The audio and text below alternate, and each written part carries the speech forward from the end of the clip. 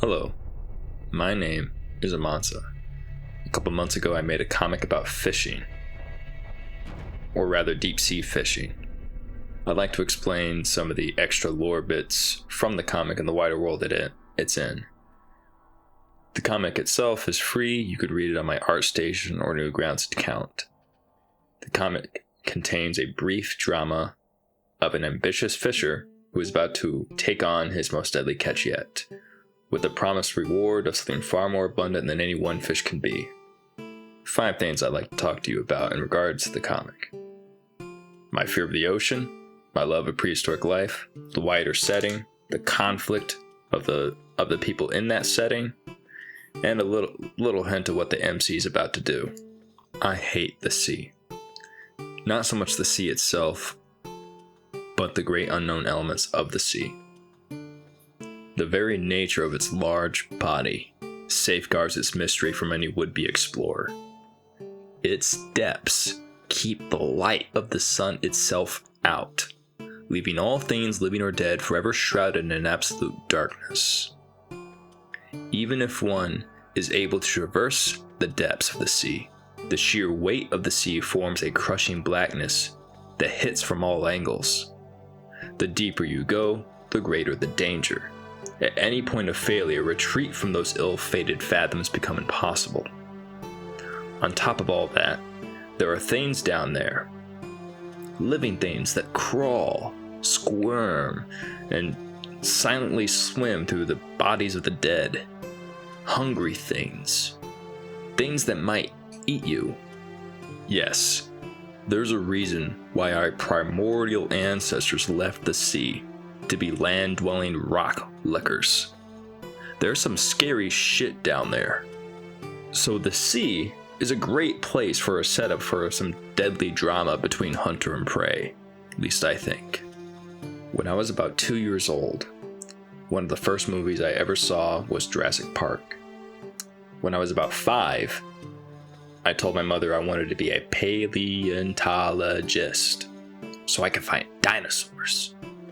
When I was about 10, I actually met a paleontologist for the first time. She was hired by the government to explore the mountain that we were visiting, mostly for oil, but she was hoping to find fossils along the way. She told us this and many other things about like cool factoids and whatnot, but then she started to trauma dump on us about how shitty it is to be a paleontologist and how finding fossils of significance was near impossible. She went on like that for a while. My dreams, my hopes of becoming a paleontologist was taken behind a barn and shot in the head till dead with a Winchester Model 1897. Though my dreams of being a paleontologist was murdered, I still loved prehistoric life. Some of the coolest animals to have graced the earth formed it into the most wild shapes through the same factors that shape humanity into being. If it wasn't for that giant cosmic rock of doom that gave Earth the most violent vibe check ever, many of those creatures would still be with us today. And we probably wouldn't. Many of those large animals, both in the comic and the wider setting they're in, are inspired by prehistoric life, like the Dunkleotis and the still-living coelacanth. I imagine that if the Earth returned to similar conditions to that of the Mesozoic, now living animals that are best suited for it would evolve and move into many of the neat ecological niches created by the changing factors. And those unable to cope will create empty ones, and those will be filled with by much more successful species. Much like how crocodiliforms diversified and separated into many different species, filling different niches of then dead animals. Also like how many crustaceans keep evolving into crabs just because the outside factors pressure for crab-like body forms. So too would Mesozoic-like conditions would pressure for the bodies that are similar to the bodies that were successful in the Mesozoic era. In other words, the return of primal monsters. Had such primal creatures lived alongside humanity, the drama of life and death would be epic and awful to behold. If I were to summarize the setting of the comic, and the wider world it's in, I guess I say 50% of the world has returned to monkey. Dragons have introduced meat slavery to humanity. Tech bros are now religious, and dinosaurs are back with even more violence than before. In long form, I'd probably say an unknown millions of years have passed on Earth. Humanity has suffered its greatest setback in knowable history. Man, starting over from the Stone Age, fast-tracked by half-remembered knowledge, now stands at the end of a third dark age. However, the world is reclaimed by primal forces, enslaved by draconic elements, and enthralled by new religions. As strange as the world is, the most changed element of the earth is humanity itself. Some have regressed to beast, some grown to giants, and others have new abilities altogether. Some humans have become demons through unknown means, becoming monstrous. As a whole, the setting is something of a soft sci-fi, dressed in the trappings of high fantasy. Technology we take for granted now would be thought of here as magic from the sheer amount of ignorance. Humanity, in its simplicity, look nothing like humans today. Our notions of race, ethnicity, culture hold no relevance in standing. Time has mixed up, killed off, and bred anew humans as a whole. Many of the cultures I present could be thought of as a mixed parody from the cultures of today. The area that this comic focuses on is a large East Coast city whose culture is predominantly Mangalazar, a nation where capital is king and wealth is a virtue. To be poor is morally wrong, not unlike a good sum of cultures today. People who inhabit this nation are known as the Mangus. In my notes I have this description as told by The View from an outsider. Mangus, one of the most charismatic humans you will find. Regarded as masters of trade, sex, espionage, and everything in between. Their culture is one of passionate arts, literature, and deceptive greed. They are often seen as the most beautiful among humans, and the most cunning. Beware of Mangus's charm, for a single night of passion could lead to the robbery of one's trinkets. Their appearance is striking for the average human. Dark ebony skin, vibrant blue eyes, and curly golden hair. They are well built and healthy looking for people that spend their day-to-day life in bazaars. City folk through and through. Though the most impressive aspect of Mangus culture is the worldwide reach. The soft power and influence of the Mangalazar nations does not come from the military might of hard control, but from the fair and open trade. Though a generous investment in a heavy purse, all peoples feel the gentle hand of the Mangus folk. Though how long that generosity will last is unknown. As generous as this description is, it does not paint a complete picture. Like most cultures and peoples, they are flawed. The biggest stain on the Mangalazar nation is the caste system.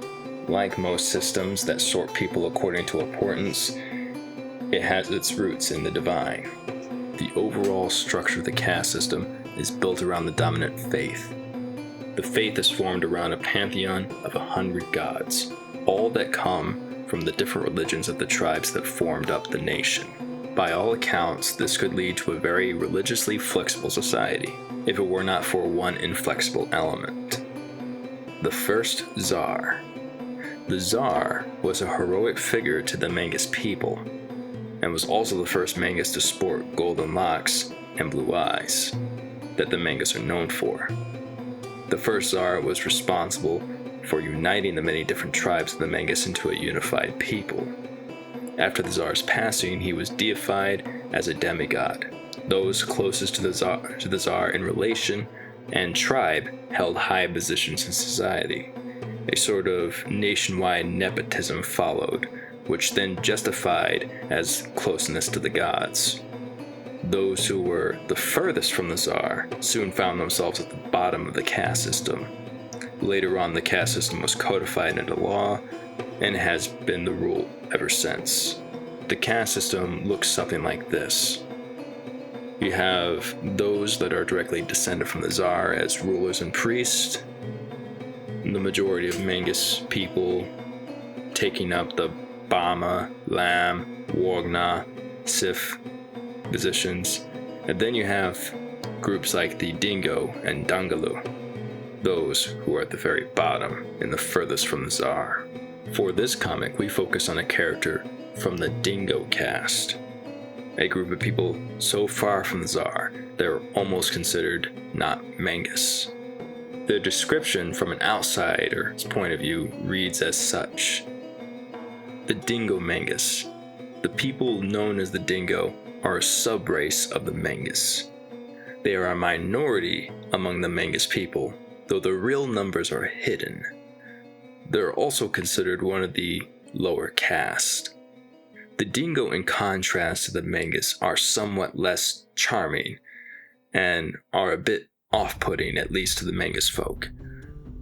Unlike the Mangus, they cling to old traditions. Their life of hard labor reflects that. You can find Dingoes working in the fishing hamlets or working as militant thugs for local gangs. Most Dingoes are exploited for cheap labor in the Mangus society. They have skin and hair far more dark than the more common Mangus. The hair looks rather wiry with a dull silver, yet their eyes are a far brighter blue. Also, unlike the Mangus, they're a great deal taller, more lanky, yet they look as though they're made of much tougher stuff. As masters of the sea, as grand fishers, nearly half of all Mangalazar nation's wealth is produced by Dingo labor. Strange that they only hold less than a tenth of that wealth. In this comic, our main character will commit heresy through a single choice. When the order of things are stacked against you from the start, and you know your worth is being stifled, heresy becomes an easy sin to commit. Beyond the act of fishing, I hope this brief drama will prove entertaining enough. This video, I told the line between spoiling the comic and giving those few who have already read it some sweetly neat lore. It's a very brief story, 24 pages in all.